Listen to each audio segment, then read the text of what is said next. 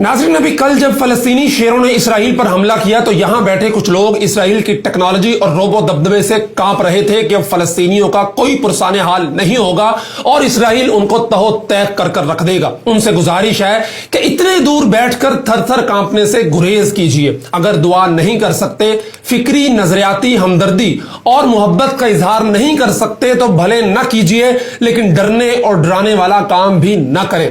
कल जब पड़ोस पर यलगार हुई थी तब भी यही वहन का आलम था। ऐसे ही लोग थर थर कांप रहे थे, ऐसे ही लोग मुफ्त के मशवरे दे रहे थे, ऐसे ही तजसिए और तबसरे हो रहे थे, ऐसे ही अहलो ईमान के फैसलों को हिकमत और दानिशमंदी के खिलाफ करार दिया जा रहा था। लेकिन वक्त ने साबित किया कि ईमान जीत गया और वहन हार गया।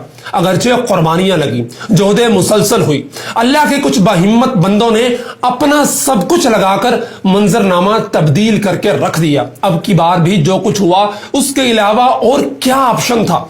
यही ना कि किस्तों में मरते, रोज मरते, घुट घुट कर मरते, रोज अजियत सहते, जिल्लत झेलते रहते, जनाजे उठाते रहते, एक बड़े कैद खाने में सिसकते सिसकते मर जाते।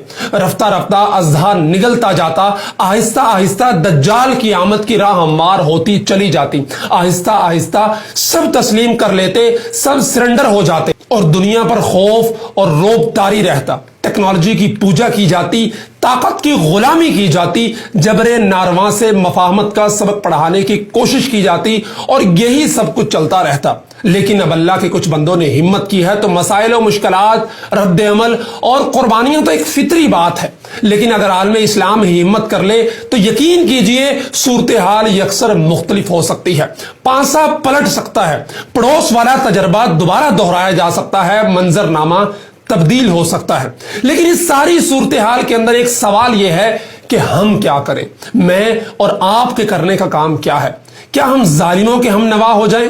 क्या खौफ के व्यापारी बन जाएं? क्या रहमान के लश्कर को छोड़कर शैतान के कैंप के अंदर चले जाएं? हरगिज नहीं।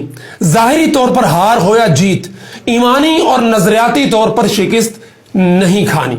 ईमानी, फिक्री और नजरियाती तौर पर हमने अपने आप को मजबूत रखना है, अपना ईमान ताजा रखना है, उम्मीद और यकीन को बरकरार रखना है, दुआएं करते रहना है, मजलूमों की हिमायत जारी रखनी है, हक बात, सच बात और खरी बात कहते रहना है और लिखते रहना है। याद रखिए, मौत अपने वक्त पर आनी है, लेकिन जिंदगी तो ईमान वाली गुजारने के लिए अल्लाह ने हमें यहां पर भेजा है और हमारी जिम्मेदारी बनती है कि इस मुश्किल वक्त में फलस्तीनियों को रोबो दबदबा और इसराइल की टेक्नोलॉजी से डराने की बजाय अपने अल्लाह पर ईमान रखिए और उनके लिए दुआएं करते रहिए।